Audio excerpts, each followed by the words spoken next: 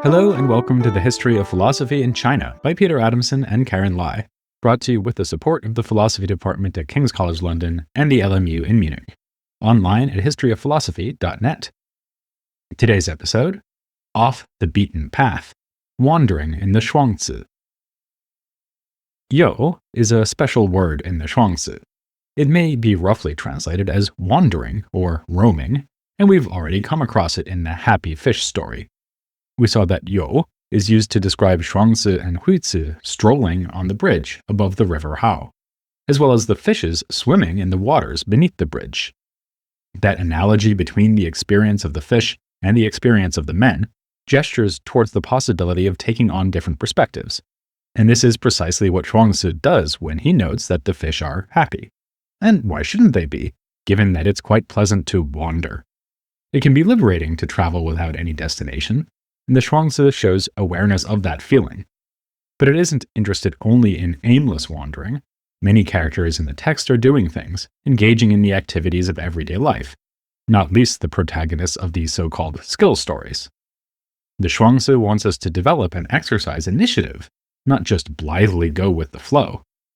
That goes hand in hand with its focus on responding to changing circumstances, or, as the Shuangzi would put it, the transformations of the world. The skill stories emphasize a range of capacities we have, some of which can be developed to allow us to engage more fruitfully. It's also clear that, for these masters, being attentive and responsive is something we can develop only when we are actively engaged. In this episode, we reflect on what this means by focusing on some aspects of agency and philosophical transformation in the Shuangzi. These themes arise in a story we haven't yet discussed, but that brings together two features of the Shuangzi we have discussed in depth: the use of Confucius as a character and the attention to skillful action. In this story, Confucius, or Kongzi, Master Kong, has set out to scrutinize the waterfall. It plummets several hundred feet, whitening the waters for 40 miles around, and is impassable to fishes and turtles. Whereas the Taoists tended to see water as representing nourishment and adaptability, in the Confucian tradition, water is a symbol of loyalty and trustworthiness. So presumably, Kongzi has set out to reflect on these characteristics of water in order to cultivate his virtue. He's a man on a mission in this natural setting, unlike in the story of the cicada catcher, when he just happened to be passing through the forest. Kongzi has a terrible fright as he approaches the waterfall. He sees a man in the roiling waters at the base of the cascades and takes this to be a suicide attempt. He hurries with his followers to pull the man out. Yet the man emerges from the water, singing, hair streaming down. Kongzi runs after him and cries, "I thought you were a ghost, but now I see you are a man. Do you have a Tao that allows you to tread the waters?" To which the swimmer replies, "I have no Tao," which should surprise us. Why is the swimmer unlike the other skilled masters who do have Tao? The swimmer explains that he follows the Tao of the water, without creating a Tao of his own. That would be counterproductive because it is dangerous for any swimmer to have any methods or plans when engulfed in the water. Let's take a step back. Kongzi had a reason to be at the waterfall and encounters the swimmer only by chance. Deflected from his mission, he is at a loss to understand what is happening. Both he and the swimmer are attempting to respond to the waters, but they do so in very different ways. Being guided by Confucian practices of cultivation, Kongzi seeks to reflect on certain qualities of the water by scrutinizing it through that lens. By contrast, the swimmer lets himself be guided by the water, going along with its Tao with no preconceived plans or methods. Kongzi's reaction shows just how deeply entrenched he is in his own perspective. The waters are fearsome and threatening, a person in them can only be attempting suicide, and no one can survive in it, so the man must be a ghost. Very different is the swimmer's mode of responsiveness, which he himself describes as follows. It all starts out in the given, grows through inborn nature, and comes to perfection in destiny.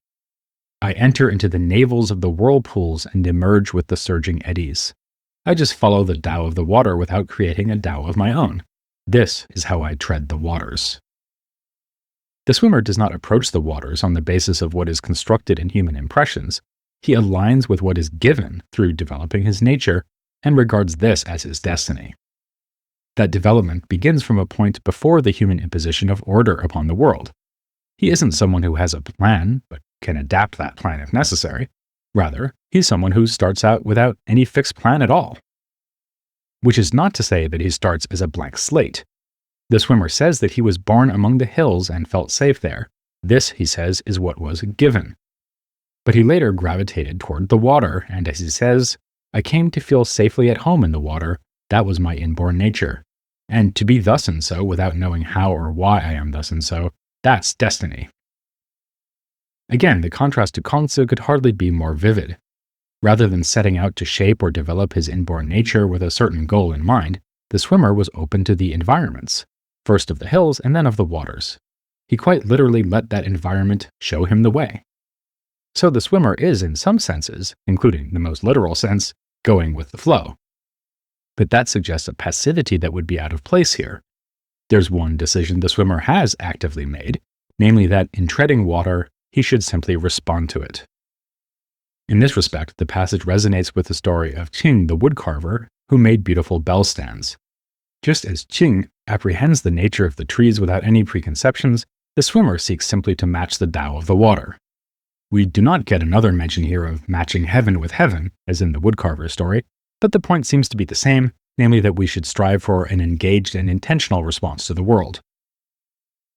One aspect of that intentionality is the swimmer's reflective attitude on his own Tao in relation to the water's Tao. The swimmer isn't giving up control of the situation, and we might even say that he does have a plan. It's just that his plan is to have no fixed plan. The scholar David Velleman has suggested that consummate agency in the Shuangzi requires no such higher-order reflection. He emphasizes the idea of becoming so engrossed in an activity that we stop reflecting and lose ourselves. This seems right, but only to some extent. Like the protagonists of the other skill stories, the swimmer may well be just acting in the moment as he displays his mastery. While he's in the water, he doesn't need to think actively about his life story, destiny, the Tao of the water, and so on. But he can explain these things to Kongzi once he's out on the riverbank. Likewise, the masters in the other skill stories display a self-conscious attitude towards their own mastery. They know that they are attentively aligning themselves with the world as it is, the heavenly. So, the Shuangzi does value conscious consideration about how we act in the world. Even if we wander aimlessly, we do so intentionally and for good reason. The very first story in the Shuangzi, about Peng, the giant bird, and the cicada and the little dove, speaks to us about wandering too. It is, after all, in a chapter entitled Carefree Wandering. The two little creatures simply cannot think beyond their own experiences, yet they do show some degree of self-knowledge, in that they know about their own flying capacities. They understand what they're capable of, but not what they're not capable of. They're unable to wander with Peng, to imagine possibilities beyond the life they lead. This is the key theme in the Shuangzi's conception of wandering. It concerns contemplating ways of life and pursuits that are different from one's own. That begins with the realization and acceptance that there are other possibilities. Sadly, the cicada and little dove cannot accept that. Similarly limited are the monkeys in a story we mentioned briefly in episode 44. Their keeper offers them 3 nuts in the morning and 4 in the evening, a proposition to which they react with indignation. He suggests giving them 4 in the morning and 3 in the evening, which makes them happy again.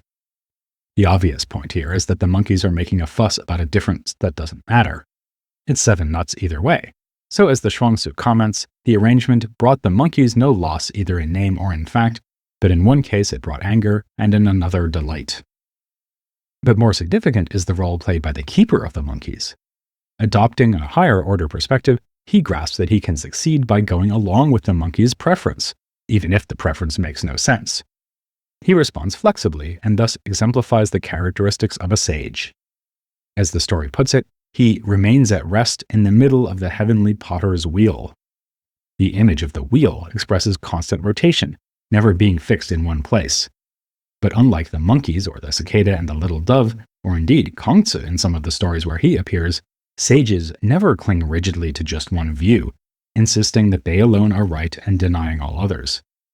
Their flexibility can even extend to accommodating the inflexibility of others, their being wedded to Xu Fei or black and white thinking. Thus, Chris Fraser has written that in the story about the monkeys, the keeper's adaptive shu aims at adjusting shu-fei distinctions so as to harmonize the values and practices of interacting parties. Similarly, Wim de Rooij has written, "What determines the monkey keeper's final judgment is simply the prospect of conflict. Faced with the monkey's anger, he adopts a flexible approach and adapts his judgment to the concrete circumstances."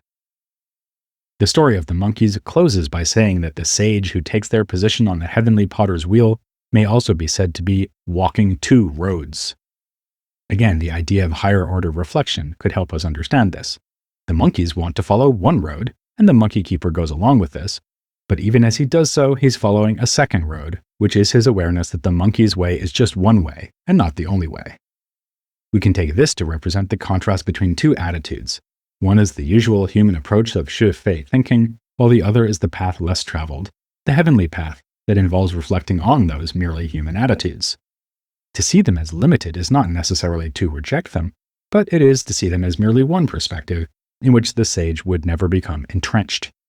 This means that Shuangxian sages have dual positionality. In being responsive to circumstances, they may take a Dao that is staunchly defended by someone else. At the same time, they're aware that this is not a permanent Dao, not the last word on the subject. This way the sage is detached from hard and fast views reminds us of the modern-day philosopher Thomas Nagel and his discussion of philosophical absurdity. Nagel notes that when doing philosophy, we often aim to seek justification for our values and pursuits. Instead, we ought to take a step back and ask why we value the things we do. Why do we care that we should try to leave a smaller environmental footprint, for example? Out of concern for our own children, or for future generations in general, or for the planet Earth itself? But then one might ask, why should we care about any of these matters? If one keeps pushing back this question of justification, Nagel says, we arrive at the point of realizing that there's nothing there to provide a firm foundation to justify what we hold dear. This leads to a situation of a specifically philosophical absurdity, which Nagel describes as follows.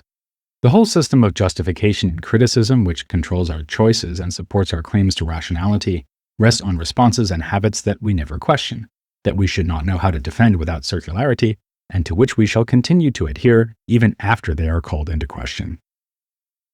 Philosophical absurdity lies in our both seeing that we cannot provide ultimate justification for our beliefs and, nevertheless, carrying on in our lives as if there was some such justification. This resonates with what the Shuangzi's monkey keeper is doing. Traveling along one road, he's aware that we cannot provide a rationale that grounds shu-fei assertions, like the ones made by the monkeys, but along the other road, he's content simply to go along with the monkey's demand. This returns us to the question of whether the Shuangzi is a relativist text. As before, we would conclude that it is not. Responding with conscious and intentional flexibility doesn't mean just going along with everything one encounters. It involves having a higher order perspective that sees inflexible views as situated and transient. The key to walking two roads is to have that detachment from entrenched views, an attitude that is compatible with both accepting and rejecting them. The Shuangzi's wandering is only aimless from the point of view of those who think there is only one right aim. But if this isn't a relativist stance, it's still an ironic one. It involves sometimes going along with views one doesn't necessarily accept for oneself. Again, this is something highlighted by Nagel. Having become aware of philosophical absurdity, we needn't despair at our inability to place our values firmly upon some foundation.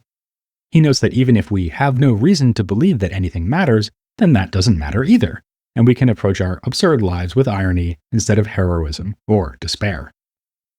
The Shuangzi's walking two roads helps us understand how irony works, going about life, but in a detached way.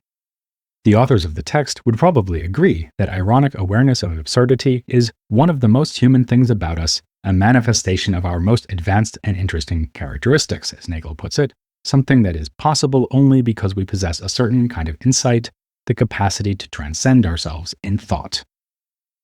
Being engaged in living life and appreciating how we have the capacities necessary to navigate it may be understood as a transformative experience, a revised understanding of how we stand in relation to our values and practices. The Shuangzi celebrates the human capacity to wander, along with possibilities beyond what is found with one's experiences. It is something that Kongzi, the cicada and the little dove, and the monkeys cannot enjoy, but that the swimmer did, coming down from the hills to immerse himself in the turbulent waters and learn to find ease and safety in them. This is why the Zhuangzi is deeply concerned about other political visions of its day. These rob humans of their capacity to exercise initiative in their engagements with the world. Confucians and Mohists cling to one way of life that they see as correct, a policy that can never lead to the equanimity of someone like the swimmer or the monkey keeper. Or think too of Zhuangzi himself. When his wife died, he at first wept, but then found a perspective from which he could maintain composure, even joy. To live like that, one needs to follow the road less traveled. With that, we've just about finished with the Zhuangzi, meaning that we're almost ready to move on to another school of thought that seems very different, legalism. Where the Zhuangzi exhorts us to adopt flexibility, legalists like Han Feizi are notorious for being inflexible, even brutal and callous.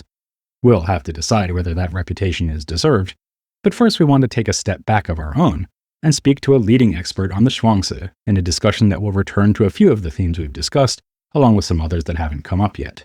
It would be absurd if you passed up on the chance to hear our interview with Hans-Georg Müller here on the History of Philosophy in China.